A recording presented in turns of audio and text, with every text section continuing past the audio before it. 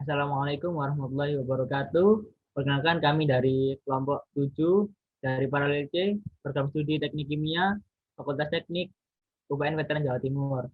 Di sini kami akan membahas topik mengenai upaya pemerintah dalam pelarangan mudik saat masa pandemi COVID-19.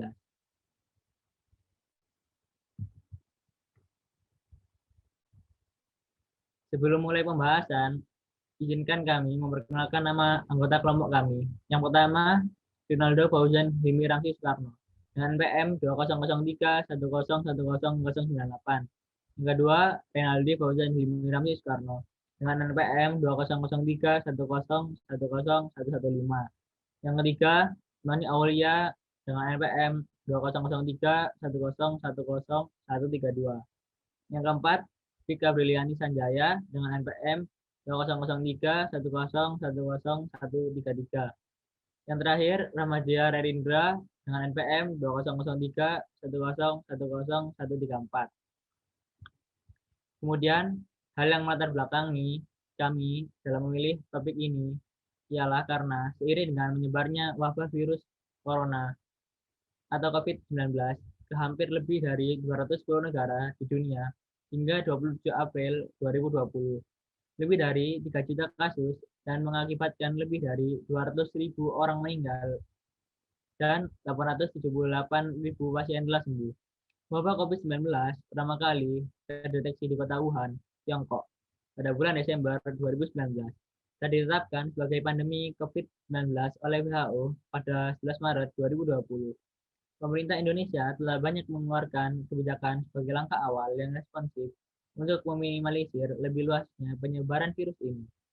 Salah satunya yaitu pemerintah secara resmi mengeluarkan kebijakan larangan mudik Lebaran 2021 melalui surat edaran Satgas Penanganan COVID-19 nomor 13 tahun 2021 tentang peniadaan mudik Hari Raya Idul Fitri tahun 1442 Hijriah dan upaya pengendalian penyebaran COVID-19 selama bulan suci Ramadan. Oleh karena itu, dilakukan penelitian mengenai larangan mudik Lebaran 1442 Hijriah untuk mengetahui apa saja dampak pelarangan mudik dari segi sosial, ekonomi, dan kesehatan akibat pandemi COVID-19 terhadap perkembangan masyarakat di Indonesia. Selanjutnya akan dilanjutkan oleh rekan saya yaitu Mas Renaldi. Baik, terima kasih. Di sini saya akan melanjutkan apa yang telah disampaikan oleh Saudara Rinaldi. Tujuan dari survei yang dilakukan oleh kelompok kami yang pertama, untuk mengetahui keefektifan peraturan pelarangan mudik yang diberlakukan pada saat Hari Idul Fitri 1442 Hijriah akibat pandemi COVID-19. Yang kedua, untuk mengetahui dampak positif dari adanya pelarangan mudik yang diberlakukan pada saat Hari Raya Idul Fitri 1442 Hijriah akibat pandemi COVID-19. Yang ketiga, untuk mengetahui dampak negatif dari adanya pelarangan mudik yang diberlakukan pada saat Hari Raya Idul Fitri 1442 Hijriah akibat pandemi COVID-19. Dan yang keempat, untuk mengetahui solusi yang dapat digunakan untuk merayakan Hari Raya Idul Fitri 1442 Hijriah di masa pandemi COVID-19 tanpa menghilangkan nilai-nilai kekeluargaan dan kebersamaan. Adapun manfaat dari survei yang dilakukan oleh kelompok kami yang pertama, agar dapat mengetahui keefektifan peraturan pelarangan mudik yang diberlakukan pada saat Hari Raya Idul Fitri 1442 Hijriah akibat pandemi COVID-19.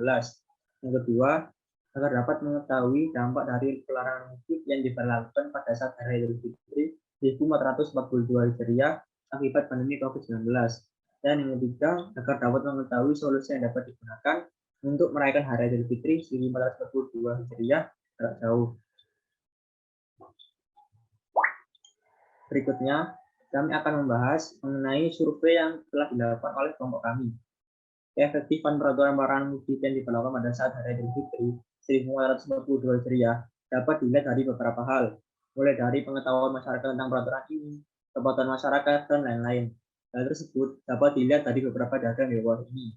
Berdasarkan data yang didapat dari hasil penyebaran kuesioner melalui Google Form pada 38 responden dari berbagai status antara lain pelajar, mahasiswa, dan pekerja yang aktif pada periode semester yang sedang berjalan. Dilakukan rekapitulasi dan perhitungan hasil yang nantinya akan dibandingkan dengan skala penilaian kuesioner yang telah dibangun. Selanjutnya akan dilanjutkan oleh rekan saya, yaitu Saudara Noni Aulia. Baik, terima kasih. Di sini saya akan melanjutkan penjelasan dari Saudara Renaldi mengenai diagram pengetahuan responden tentang pelarangan mudik. Dari diagram tersebut, dapat dilihat bahwa dari 38 responden yang ada, sebanyak 94,7% mengetahui aturan tentang pelarangan mudik, sementara sisanya sebanyak 5,3% tidak mengetahui aturan tentang pelarangan mudik. Terdapat beberapa masyarakat yang belum mengetahui tentang pelarangan mudik. Hal ini dikarenakan kurangnya informasi yang diperoleh masyarakat dan rasa tidak peduli terhadap kondisi saat ini.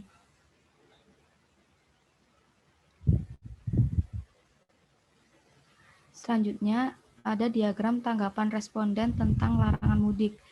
Pada diagram di samping dapat dilihat bahwa dari 38 responden yang ada, sebanyak 65,8% menyatakan setuju, sementara sisanya sebanyak 34,2% menyatakan tidak setuju.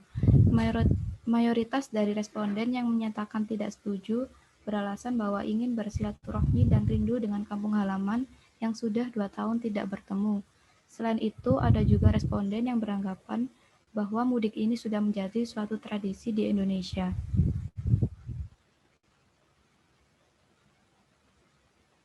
Lalu ada diagram mudik responden. Pada diagram di samping dapat dilihat bahwa dari 38 responden yang ada, sebanyak 84,2% menyatakan setuju, sementara sisanya sebanyak 15,8% menyatakan tidak setuju. Mayoritas dari responden yang mudik beralasan bahwa ingin bersilaturahmi dan rindu dengan kampung halaman yang sudah 2 tahun tidak bertemu. Alasan yang diutarakan oleh responden yang mudik sama seperti alasan yang diutarakan oleh responden yang menyatakan tidak setuju dengan aturan tentang pelarangan mudik. Selain itu, ada juga responden yang mudik dengan alasan bahwa kampung halamannya dekat dengan kota tempat tinggalnya. Untuk penjelasan selanjutnya akan dilanjutkan oleh teman saya, Vika Briliani. Untuk Vika, dipersilahkan. Baik, terima kasih. Saya akan melanjutkan penjelasan dari Saudara Noni Aulia tentang diagram tanggapan responden terhadap upaya pemerintah dalam pelarangan mudik. Pada diagram di samping, dapat dilihat bahwa 30 responden yang ada. Sebanyak 60,5% menyatakan bahwa upaya yang dilakukan pemerintah dalam pelarangan mudik ini sudah benar atau sesuai, sementara sisanya sebanyak 29,5% menyatakan bahwa upaya yang dilakukan pemerintah dalam pelarangan mudik ini belum benar atau belum sesuai. Mayoritas dari responden yang menyatakan bahwa upaya yang dilakukan pemerintah dalam pelarangan mudik ini belum sesuai beralasan bahwa aturan pemerintah tentang pelarangan mudik ini kurang efektif dan tidak relevan dengan kondisi atau keadaan saat ini. Selain itu, ada juga responden yang menyatakan bahwa momen ini sudah ditunggu-tunggu kehadirannya karena sudah menjadi tradisi di Indonesia.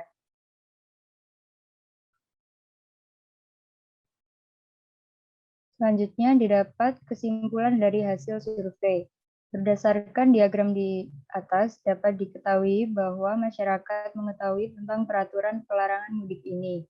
Tetapi masih ada beberapa masyarakat yang tetap mudik dengan alasan sudah lama tidak bertemu keluarga besar. Selain itu, sebagian besar menganggap peraturan ini sudah benar. Namun tidak sedikit yang menganggap peraturan ini belum sesuai karena kurang efektif. Maka, peraturan pelarangan mudik yang diberlakukan pada saat Hari Raya Idul Fitri 1449 Hijriah akibat pandemi COVID-19 sudah efektif. Tetapi tetap harus ditingkatkan karena masih banyak pelanggar yang berhasil mudik ke kampung halaman. Selanjutnya adalah dampak negatif dari larangan mudik. Dampak negatif yang ditimbulkan dari adanya pelarangan mudik pada masa pandemi ini antara lain adalah penurunan pendapatan yang dialami oleh perusahaan-perusahaan di bidang transportasi umum. Juga penurunan jumlah pengunjung pada tempat pariwisata yang sering dikunjungi saat liburan atau mudik. sehingga menyebabkan kerugian bagi beberapa pihak. Selain itu juga dimungkinkan pula ada pelaku usaha yang siap merekrut karyawan yang sempat di-PHK karena pandemi. Karena berharap penjualan semasa mudik naik, maka butuh tambahan tenaga kerja. Namun harus batal akibat adanya larangan mudik ini. Penjelasan selanjutnya akan dijelaskan oleh teman saya Ramadea. Ya, terima kasih Saudara Vika.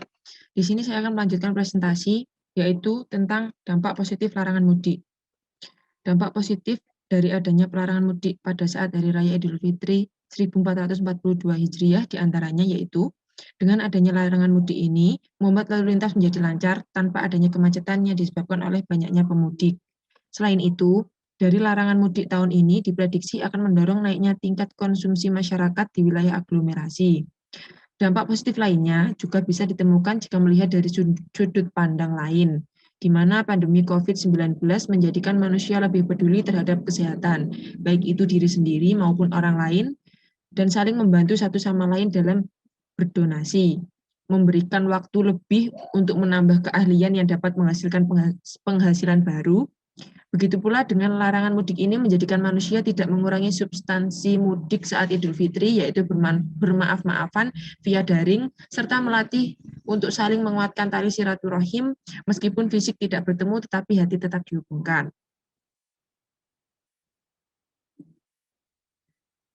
Dan selanjutnya, ya ini solusi dalam menyikapi Hari Raya Idul Fitri 1442 Hijriah di masa pandemi COVID-19 dengan tanpa menghilangkan nilai-nilai kekeluargaan dan kebersamaan. Yang pertama yaitu membuat konsep silaturahmi virtual yang anti-mainstream. Dengan berkembangnya teknologi, bisa dimanfaatkan untuk melakukan silaturahmi. Perlahan namun pasti, teknologi semakin sering digunakan dalam kehidupan sehari-hari, mulai dari pembelajaran jarak jauh, kerja online, bahkan silaturahmi pun bisa secara virtual. Video call silaturahmi bisa menjadi solusi untuk melaksanakan lebaran tanpa menghilangkan nilai kekeluargaan dan kebersamaan. Yang kedua yaitu membuat parsel lebaran. Untuk menggantikan kehadiran kita dapat mengirimkan parsel lebaran yang berupa makanan atau barang-barang seperti alat makan, dan yang lainnya. Yang ketiga, menonton konser secara virtual. Pada era pandemi ini, para pelaku seni telah mencari solusi untuk tetap bisa berkarya. Salah satunya yaitu dengan membuat konser secara virtual maupun menampilkan film-film yang hanya bisa ditonton melalui aplikasi. Agar Hari Raya Idul Fitri tetap terasa menyenangkan, karena harus berada di rumah, dapat digunakan, solusi ini dapat digunakan yaitu dengan menonton konser maupun film secara virtual bersama keluarga. Dan yang terakhir yaitu wisata kuliner di berbagai resto maupun shopping. Walaupun terdapat beberapa penyekatan di wilayah Indonesia, restoran dan tempat berbelanja seperti mal tetap dibuka. Untuk itu, masyarakat dapat bisa menikmati waktu lebaran bersama keluarga tanpa harus merasa bersedih karena tidak bisa bertemu dengan keluarga yang lainnya. Sekian presentasi dari kelompok kami untuk tugas Project Citizen Kewarganegaraan. Terima kasih telah menonton. Mohon maaf bila ada kata-kata maupun perbuatan yang kurang enak di hati. Wassalamualaikum warahmatullahi wabarakatuh. Jangan lupa like, comment, share, And subscribe. Karena subscribe itu Gratis. Hush.